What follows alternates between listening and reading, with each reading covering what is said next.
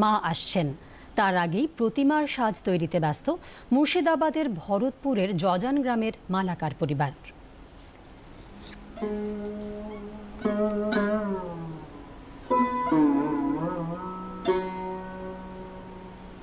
দুর্গাপুজোর হাতে গোনা কয়েকদিন বাকি, তার আগেই প্রতিমার সাজ তৈরিতে ব্যস্ত মুর্শিদাবাদের ভরতপুরের জজান গ্রামের মালাকার পরিবার।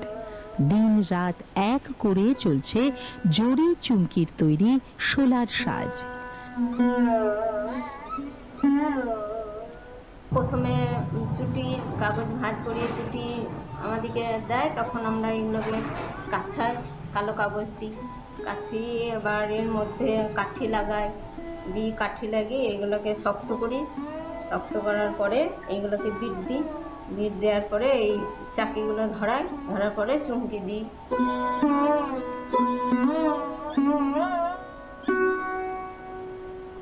শুধু কান্দি মহকুমা নয়, জেলার বিভিন্ন জায়গাতেই পাঠানো হচ্ছে তাদের হাতের তৈরি শোলার সাজ। আমার এই সাজ কান্দি যায়, তারপরে গোকর্ণ যায়, তারপরে এদিকে বালুর, বল্লভপুর, পাঁচটুপি, জজান, এগুলো সব থাকে আর কি। হ্যাঁ, বিজয়নগর, রুদ্রমাটি, এসব যায়। নিত্য নতুন সাজের চাহিদার পাশাপাশি বাড়ছে দেবদেবীর মুকুটের চাহিদাও।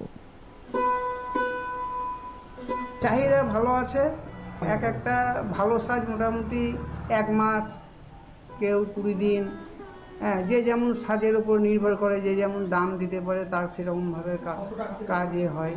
একটা কাজ 18,000, 25,000, 10,000, 5,000, এরকমভাবে 30,000, এরকমভাবে কাজের কোয়ালিটি অনুযায়ী দাম হয়। একদিকে বর্তমানে আকাশ ছোঁয়া দাম কাঁচামালের, অন্যদিকে বাজারে সঠিক দাম না পাওয়ায় লোকসান হচ্ছে তাদের, ফলেই মুখ ফেরাচ্ছে নবপ্রজন্ম। আমাদের নতুন প্রজন্ম আর কেউ কাজ করবে না, আমার কাজ করেই শেষ হয়ে যাবে।